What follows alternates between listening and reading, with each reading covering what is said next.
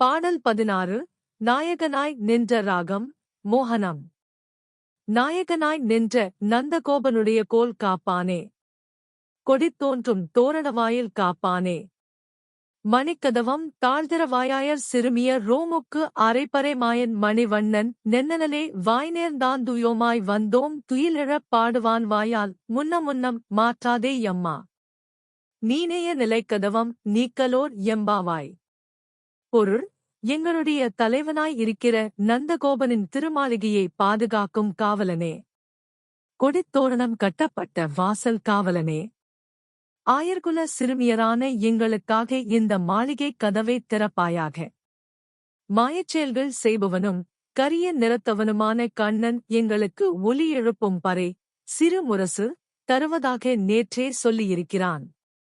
அதனைப் பெற்றுச் செல்ல நாங்கள் நீராடி வந்திருக்கிறோம்.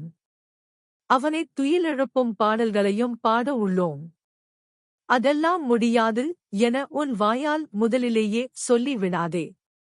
மூடியுள்ள இந்த நிலைக்கதவை எங்களுக்கு திறப்பாயாக. விளக்கம்: ஒருவர் ஒரு செயலைச் செய்யப் போவதாக தெரிந்த ஒருவரிடம் சொல்கிறார். ஒருவேளை அது அவருக்கு பிடிக்காமல் இருந்தாலும் கூட ஆரம்பத்திலேயே இதைச் செய்யாதே, நீ செய்யப் போவது உருப்படவா போகுது போன்ற அபசகுரமான வார்த்தைகளை பேசிவிடக்கூடாது.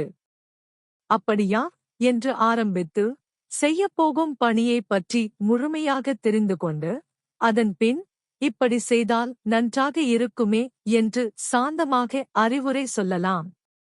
சொற்கள் மனித வாழ்வில் மிக முக்கியமானவை என்று ஆண்டாள் இப்பாடல் மூலம் நமக்கு அறிவுறுத்துகிறாள்.